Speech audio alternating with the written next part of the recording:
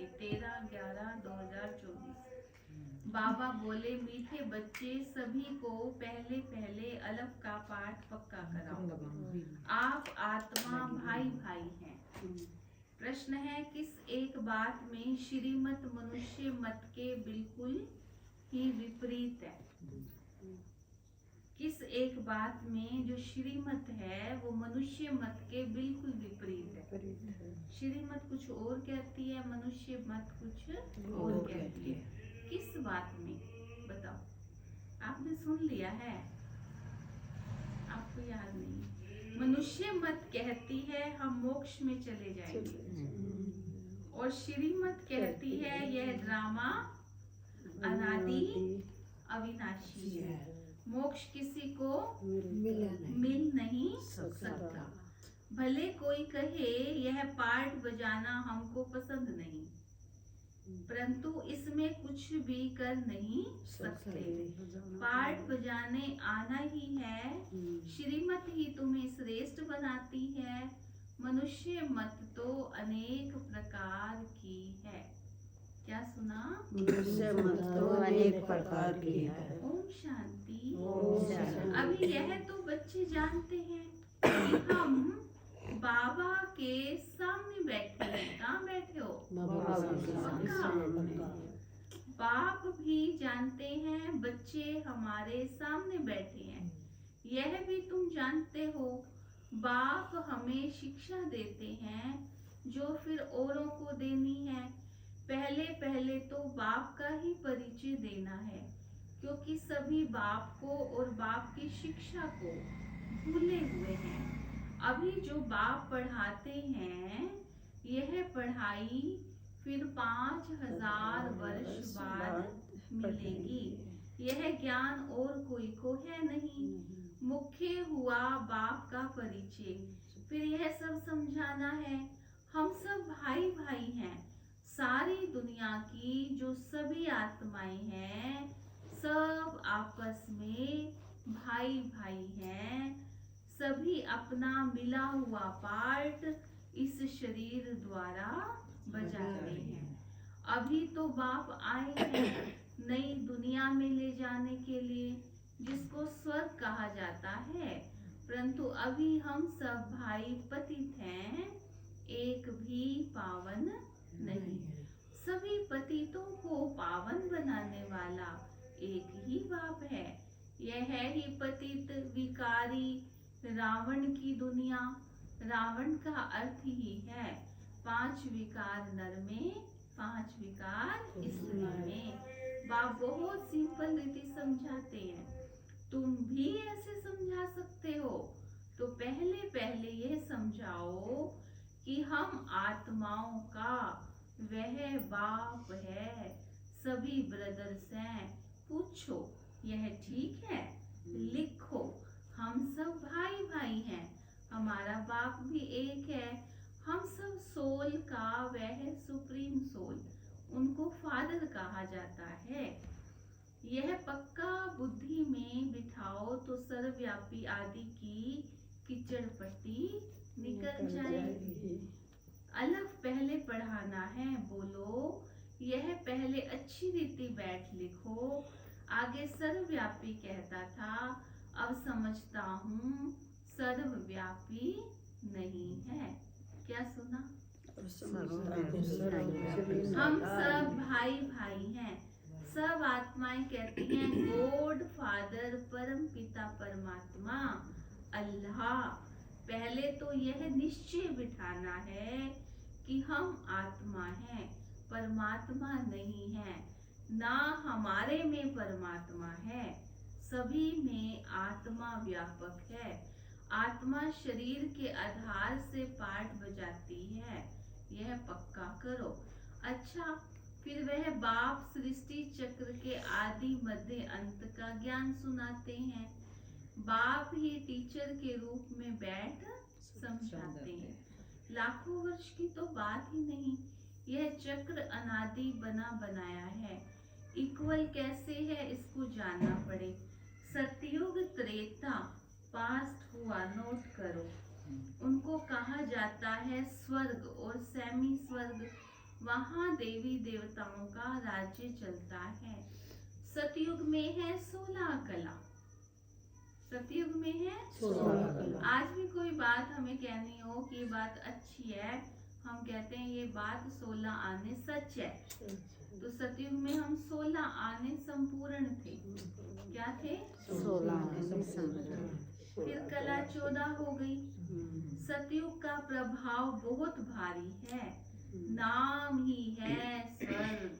चलना है स्वर्ग में, हेवन चलना है, तभी तो बैठे हो यहाँ। नई दुनिया सतयुग को कहा जाता है, उसकी ही महिमा करनी है। नई दुनिया में है ही एक आदि सनातन देवी देवता धर्म। चित्र भी तुम्हारे पास है। निश्चय कराने के लिए यह सृष्टि का चक्र फिरता रहता है। इस कल्प की आयु 5000 वर्ष है। अब सूर्यवंशी चंद्रवंशी तो बुद्धि में बैठा, विष्णुपुरी ही बदल राम सीतापुरी बनती है। उनकी भी डायनेस्टी चलती है ना।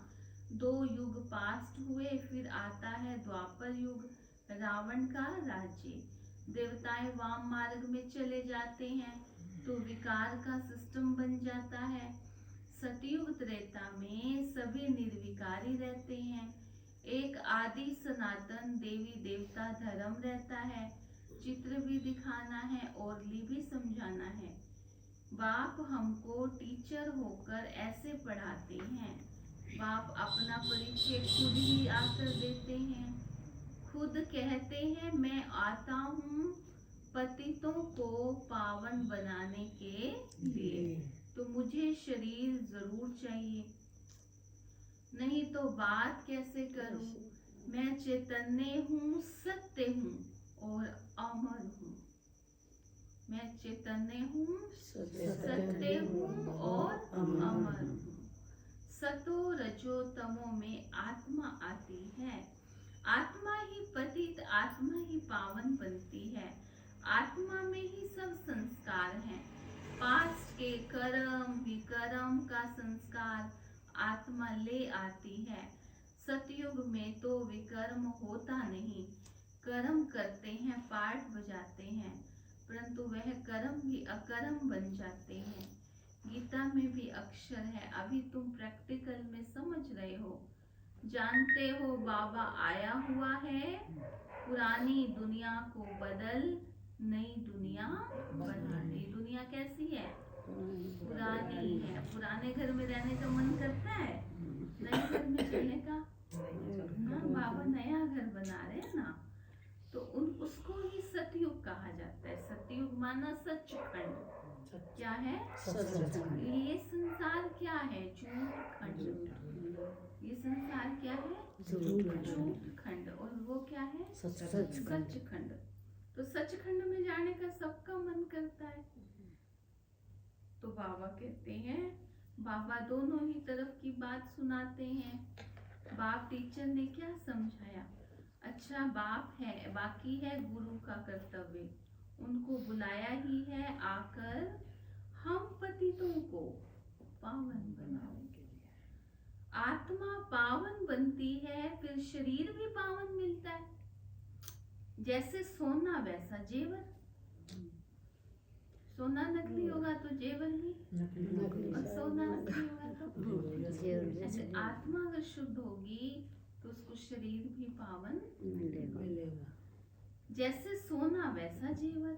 24 कैरेट का सोना लेंगे और खाद नहीं डालेंगे तो जेवर भी 24 कैरेट का बनेगा। अलाय डालने से फिर सतमो प्रधान बन पड़ता है, क्योंकि खाद पड़ती है ना। पहले भारत 24 कैरेट पक्के सोने की चिड़िया था, अर्थात सतो प्रधान नई दुनिया थी। फिर अब तमो प्रधान है। पहले प्योर सोना था, हर चीज प्योर थी। पहले खाने में कितना रस था, आज तो जहर है। नई दुनिया पवित्र, पुरानी दुनिया अपवित्र। खाद पड़ती जाती है, ये बाप ही समझाते हैं और कोई मनुष्य गुरु लोग नहीं जानते। बुलाते हैं आकर पावन बनाओ। सतगुरु का काम है वानप्रस्थ अवस्था में मनुष्यों को ग्रस्त से किनारा कराना। तो यह सारी नॉलेज ड्रामा प्लान अनुसार बाप ही आकर देते हैं। वह है मनुष्य सृष्टि का बीज रूप, वही सारे वृक्ष की नॉलेज समझाते हैं। शिव बाबा का नाम सदैव शिव ही है। बाकी आत्माएं सब आती हैं पाठ बजाने, तो भिन्न भिन्न नाम धराती हैं। बाप को बुलाते हैं परंतु उन्हें जानते नहीं। वह कैसे भाग्यशाली रथ में आते हैं तुमको पावन दुनिया में ले जाने। तो बाप समझाते हैं मैं उनके तन में आता हूँ जो बहुत जन्मों के अंत में है, पूरा 84 जन्म लेते हैं। राजाओं का राजा बनाने के लिए इस भाग्यशाली रथ में प्रवेश करना होता है।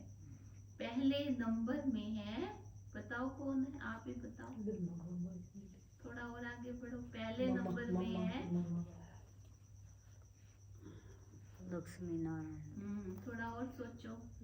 पहले नंबर में है श्री कृष्ण। सतयुग का प्रेम। पहले नंबर में है श्री कृष्ण। वह नई दुनिया का मालिक। फिर वही नीचे उतरते हैं सूर्यवंशी, चंद्रवंशी, फिर वैश्य शूद्रवंशी, फिर ब्रह्मावंशी बनते हैं गोल्डन से सिल्वर। फिर तुम आयरन एज से गोल्डन बन रहे हो। बाप कहते हैं मुझ एक अपने बाप को याद करो जिसमें मैंने प्रवेश किया है। इनकी आत्मा में तो जरा भी यह नॉलेज नहीं थी, इनमें मैं प्रवेश करता हूँ, इसीलिए इनको भाग्यशाली रथ कहा जाता है। खुद कहते हैं मैं इनके बहुत जन्मों के अंत में आता हूँ। गीता में अक्षर एक्यूरेट है। गीता को ही सर्वशास्त्रमय शिरोमणि कहा जाता है। इस संगम युग पर ही बाप आकर ब्राह्मण कुल और देवता कुल की स्थापना करते हैं। औरों का तो सबको मालूम है ही, इनका कोई को पता नहीं है। बहुत जन्मों के अंत में अर्थात संगम युग पर ही बाप आते हैं। बाप कहते हैं मैं बीज रूप हूँ। क्या कहते हैं बाबा? ज्योति बिंदु है, छोटा सा बाबा है हमारा, उसी का ध्यान लगाना है, उसी को याद करना है। बिंदु को कैसे याद करे, सारा दिन कर सकते हैं? पुनर्जन्म में तो नाम रूप देश काल बदल जाता है। तो पहले छोटा बच्चा सुंदर होता है, फिर बड़ा होता है, फिर वह एक शरीर छोड़ दूसरा लेता है। कोई इस दुनिया में सदा रहता है? कोई कितना भी महान हो, है ना, कुछ भी चीज ना रहने। बड़े बड़े महान आत्माएं, कवि भाई, बड़े बड़े महान लोग, महात्मा, विद्वान, सब क्या हुए? है ना, जाना तो है, तो कौन सी कमाई करनी है ये हमें सोचना है। हमें अच्छे संकल्पों की कमाई अपने हर श्वास को बाबा में लगाना है। तो बाबा कहते हैं संगम युग में मैं आता हूँ। कब आते हैं? यह हमको अंदर में पक्का करना है। बाप हमारा बाप, टीचर, सतगुरु, जो फिर सतो प्रधान बनने की युक्ति बहुत अच्छी बताते हैं। गीता में भी है, क्या है भाई गीता में? देह सहित देह के सब धर्म छोड़, अपने को आत्मा समझो, वापिस अपने घर जरूर जाना है। भक्ति मार्ग में कितनी मेहनत करते हैं भगवान पास जाने के लिए। वह है मुक्ति धाम, वह है मुक्ति। कर्म से मुक्त हम इनकॉर्पोरियल दुनिया में जाकर बैठते हैं। पाठधारी घर गया तो पाठ से मुक्त हुआ। सब चाहते हैं हम मुक्ति पावें, परंतु क्या कहा बाबा ने? मुक्ति तो किसी को मिल नहीं सकती। यह ड्रामा अनादि अविनाशी है। कोई कहे यह पाठ बजाना हमको पसंद नहीं, परंतु इसमें कोई कुछ कर ना सके। यह अनादि ड्रामा बना हुआ है, एक भी मुक्ति को नहीं पा सकता। वह सब है अनेक प्रकार की मनुष्य मत, यह है श्रीमत। फर्क पता चला? श्रेष्ठ बनाने लिए मनुष्य को श्रेष्ठ नहीं कहेंगे, देवताओं को श्रेष्ठ कहा जाता है। उन्हों के आगे सब नमन करते हैं तो वह श्रेष्ठ ठहरे ना, परंतु यह भी किसी को पता नहीं है। अभी तुम समझते हो कि 84 जन्म तो लेना ही है। श्री कृष्ण देवता है, वैकुंठ का प्रिंस, वह यहाँ कैसे आएगा? ना उसने गीता सुनाई, सिर्फ देवता था, इसलिए सभी लोग उनको पूजते हैं। देवता है पावन, खुद पतित। पावन देवता है, पावन खुद है पतित। कहते भी हैं हम निर्गुण हारे में कोई गुण नहीं, आप पे तरस प्योई। आप हमको ऐसा बनाओ, शिव के आगे जाकर कहेंगे हमको मुक्ति दो, वह कभी जीवन मुक्त जीवन बंध में आते ही नहीं, इसलिए उन्हें पुकारते हैं मुक्ति दो। जीवन मुक्ति भी वही देते हैं। अभी तुम समझते हो बाबा और मम्मा के हम सब बच्चे हैं। क्या हैं? बाबा और मम्मा के हम सब बच्चे। उनमें उनसे हमें अथाह धन मिलता है। कौन सा धन मिला? भगवान से, मम्मा बाबा से ज्ञान का धन। ज्ञान ना होता तो कहाँ बैठते थे? उनमें उनसे हमें अथाह धन मिलता है। मनुष्य तो बेसमझी में मांगनी करते रहते हैं, बेसमझ तो जरूर दुखी ही होंगे ना, अथाह दुख भोगने पड़ते हैं।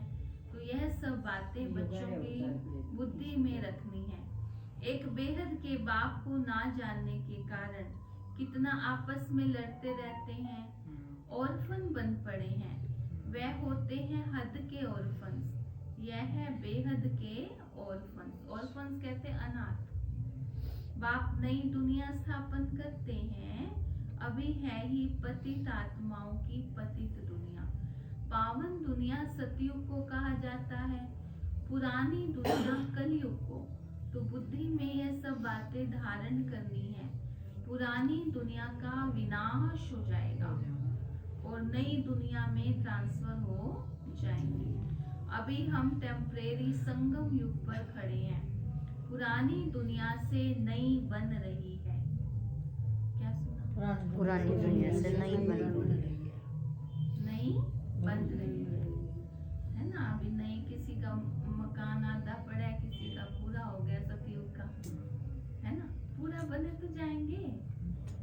तो बाबा कहते हैं स्टूडेंट को यह याद रहना चाहिए, फिर भी वह याद नंबरवार पुरुषार्थ अनुसार रहती है।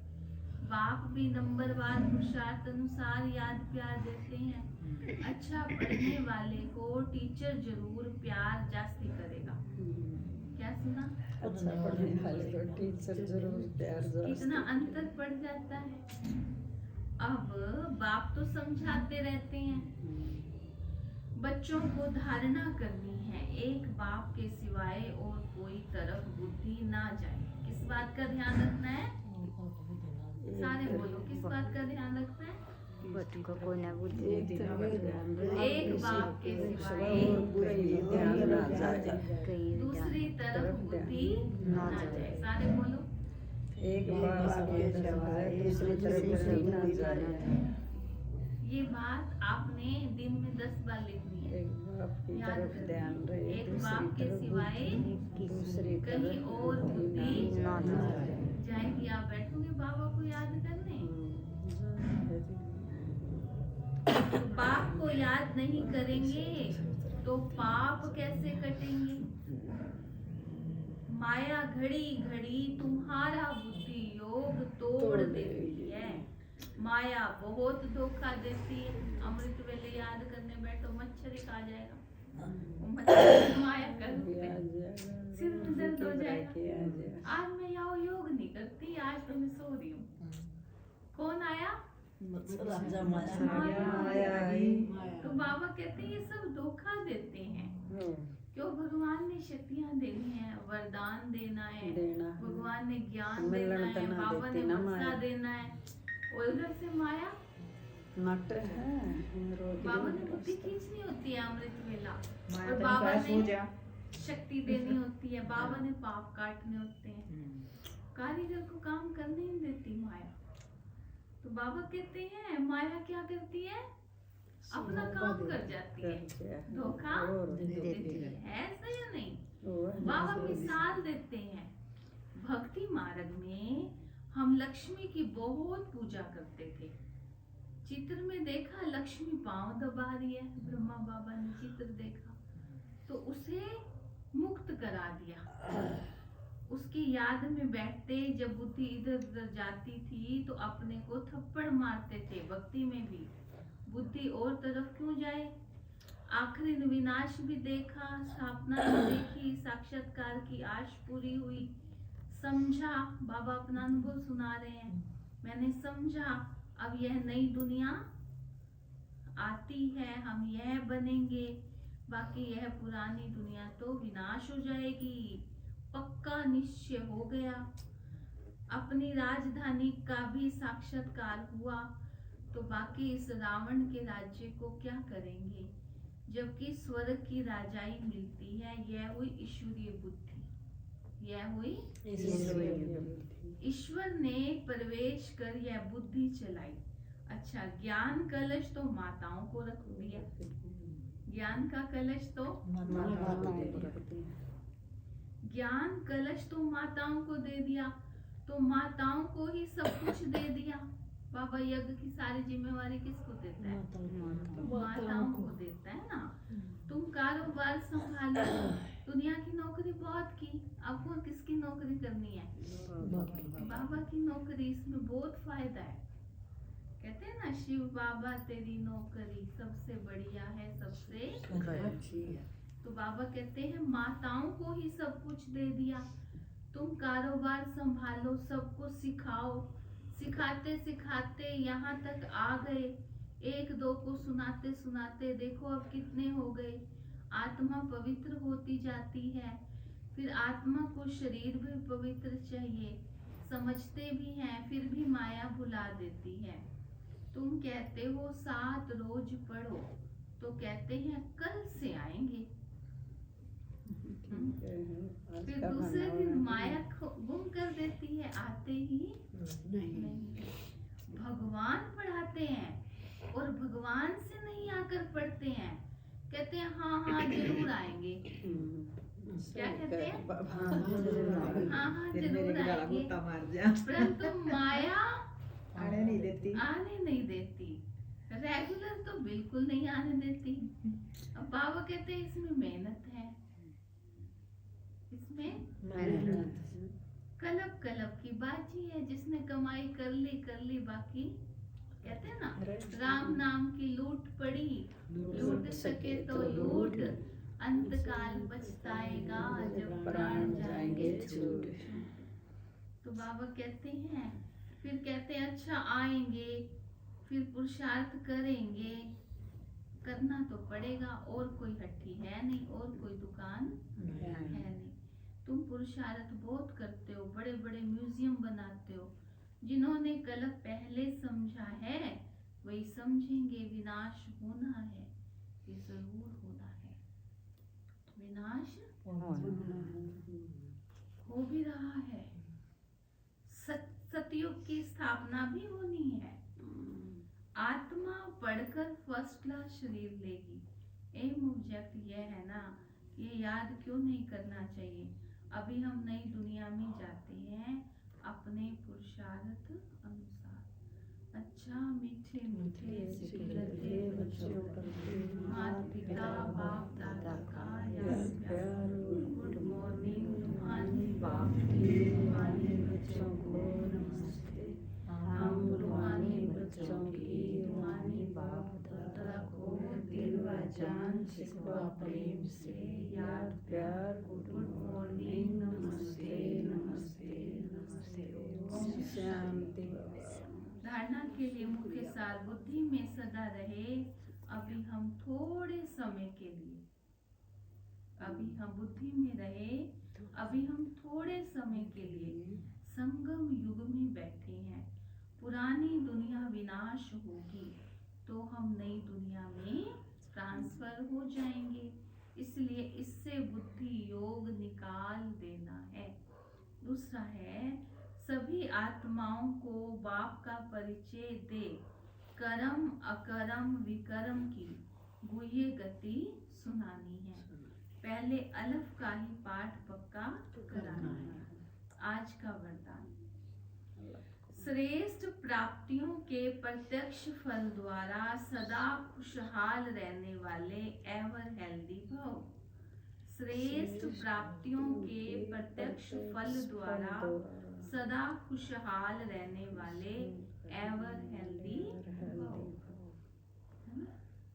जो ताजा फल खाता है वो एवर हेल्दी रहता है, और जो बासी खाता है वो खराब करता है। तो ताजा फल क्या है? ताजी ताजी सेवा करो और ताजा ताजा फल खाओ, खुशी मिलती है।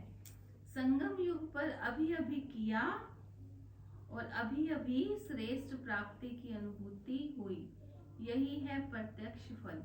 सबसे श्रेष्ठ फल है समीपता का अनुभव होना। आजकल साकार दुनिया में कहते हैं फल खाओ तो तंदुरुस्त रहेंगे, हेल्दी रहने का साधन फल बताते हैं, और आप बच्चे हर सेकंड प्रत्यक्ष फल खाते ही रहते हो, इसलिए एवर हेल्दी हो ही।